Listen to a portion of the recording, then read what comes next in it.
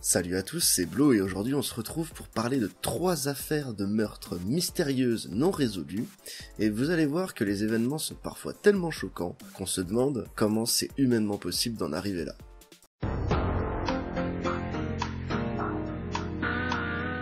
Pour notre première enquête, retournons en 2003, le 9 janvier plus exactement. Une fillette de 9 ans disparaît mystérieusement en revenant de son école alors qu'elle rejoignait le domicile de sa mère. Ses parents sont divorcés et son père vit à plus de 60 km avec leur fils aîné. La fillette s'appelait Estelle Mouzin. La mère d'Estelle, de retour de son travail, signale la disparition de sa fille au commissariat local à 19h30. Les policiers pensent d'abord à une fugue, mais se mettent très vite à sa recherche. Le lendemain, une information judiciaire est ouverte pour enlèvement et séquestration d'une mineure de 15 ans. Le service régional de police judiciaire est alors chargé de l'enquête. Estelle a été vue pour la dernière fois par une passante vers 18h15 devant la boulangerie, à 750 mètres de son domicile. L'enquête, dirigée par le commissaire de police judiciaire de Versailles, emploie d'énormes moyens, comme la perquisition de 350 maisons de la commune, qui mobilisera en tout et pour tout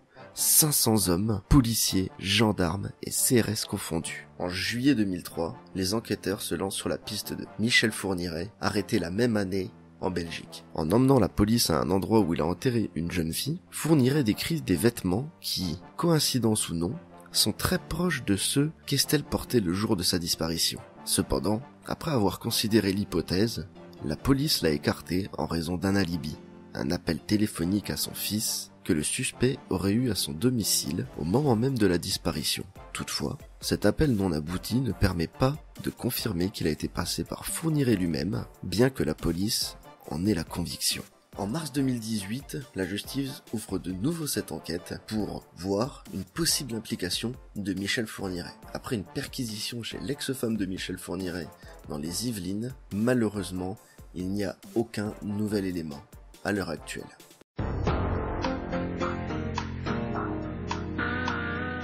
Nous sommes en mai 2008 et Joshua, 18 ans, un bon élève et passionné de musique, part se promener comme à son habitude aux alentours de son domicile. C'est la dernière fois que Joshua sera vu vivant.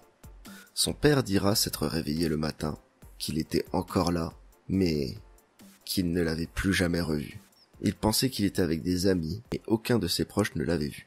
Le père de Joshua signala la disparition inquiétante de son fils à la police, mais parce qu'il avait 18 ans, la police fit savoir à la famille qu'il n'y avait aucune raison de croire à un crime. Il avait juste été ajouté à la liste des disparus. Pendant de longues années, la famille pria pour retrouver Joshua. Quand, 7 ans plus tard, une équipe d'ouvriers qui était en charge de la démolition d'une vieille bâtisse abandonnée qui se trouve à moins de 1 km du domicile, ont fait une macabre découverte. En effet, dans la cheminée se trouvaient les restes d'un jeune homme de 18 ans et, après autopsie, il fut bien confirmé que c'était Joshua. Mais comment s'était-il retrouvé ici ?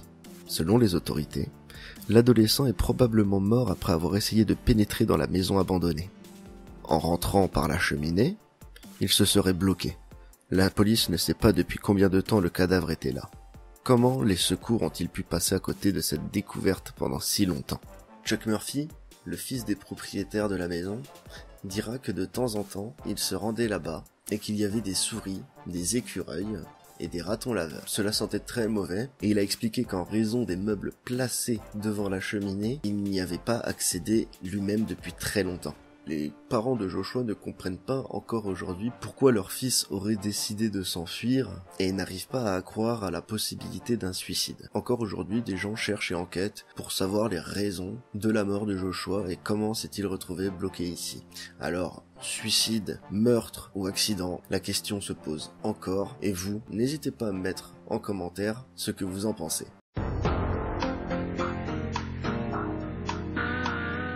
Pour cette troisième et dernière enquête, nous allons parler d'une affaire en France, à Nice, en 2011. La police reçoit un appel d'une couturière inquiète dont la maison voisine a les volets clos depuis plus d'une semaine.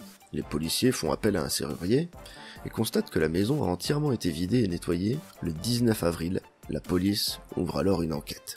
Quelques jours plus tard, les journalistes sont appelés au tribunal de Nantes pour y recevoir les photos des membres de la famille recherchée, mais le procureur, au dernier moment, s'adresse aux journalistes pour leur dire qu'ils n'auront pas la photo, car un corps a été retrouvé dans le jardin. En effet, les enquêteurs ont découvert sous la terrasse de la maison les corps de la mère et de ses 4 enfants, enveloppés de draps, placés dans des sacs de couchage et recouverts de chaux vives. Les 2 chiens de la famille ont eux aussi été abattus. Le lendemain, l'autopsie révélera que 4 des victimes ont été droguées avant d'être assassinées. Et les corps sont identifiés. Il s'agit de la famille de Lijonès. Toute la famille? Non. Il manque Xavier, le père. À ce moment-là, l'effet médiatique est immense. Et parallèlement à l'enquête officielle, fascinés par ce crime hors norme, des centaines d'internautes français s'improvisent cyber-enquêteurs et remontent chaque trace laissée par Agnès et Xavier. Le 10 mai, un mandat d'arrêt international est délivré à l'encontre de Xavier Dupont de Ligonnès. Dans cette enquête, il y a eu plein de bouleversements, comme des lettres envoyées aux proches des victimes par Xavier, qui laisserait supposer beaucoup de mensonges, comme quoi par exemple il serait sous la sécurité d'un État pour une question de discrétion, voilà. Beaucoup de policiers jugent qu'à l'heure actuelle, Xavier soit se serait refait une vie quelque part, on ne sait malheureusement pas où, ou alors tout simplement il se serait suicidé après avoir tué les membres de sa famille. L'enquête, qui dure depuis 8 ans maintenant, a donné lieu à plus de 900 signalements et à des recherches qui sont toutes révélées infructueuses. Mais où est donc passé Xavier Dupont de Ligonnès? Encore une fois, suicide ou nouvelle vie, on ne le saura peut-être jamais, mais encore aujourd'hui, toutes les pistes restent ouvertes.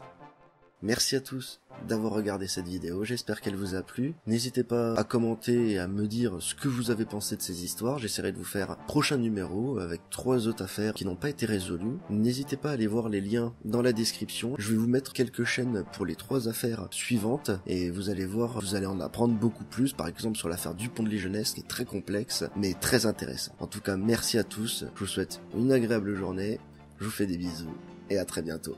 Ciao.